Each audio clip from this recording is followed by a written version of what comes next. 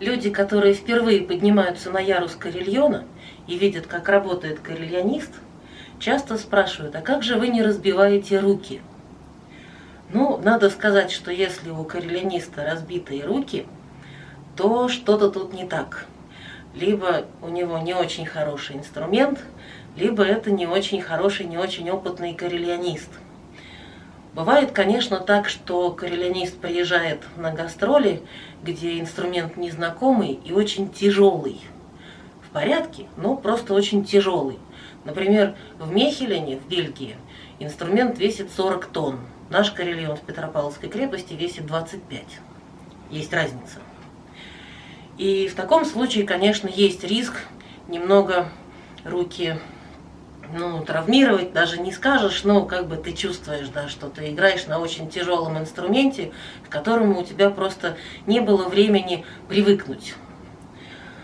Ну, или бывает, что действительно где-то в каких-то городах, в провинции стоят старые инструменты или просто не очень хорошего качества, в отличие от нашего инструмента.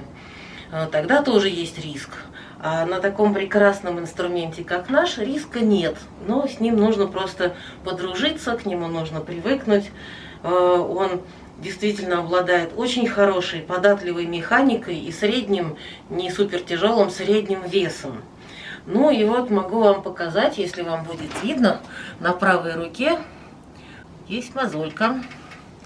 И вот это место, весь низ пальца в рабочей позиции, чуть-чуть тоже такое чувствуется, что тут что-то есть. Вот предыдущий пальчик здесь гладенький и пустой, а здесь такой вот видно, что он работал. А на левой руке практически ничего нет. Почему? Потому что обычно мелодия сверху, аккомпанемент внизу. В это же самое время внизу колокола тяжелые, то есть обладают собственной большой мощью, а сверху колокола маленькие, легкие. И если ты не будешь заботиться о том, как сочетаются мелодия и аккомпанемент, то аккомпанемент просто мелодию всю съест. Поэтому приходится больше внимания уделять верхнему регистру, где колокольчики маленькие. И таким образом мизинчик вот становится такой рабочий, как карельонисты могут узнать друг друга, да, по такой мозольке на мизинце. Сейчас играю песню, в которой как раз все вот это очень важно, что я рассказывала.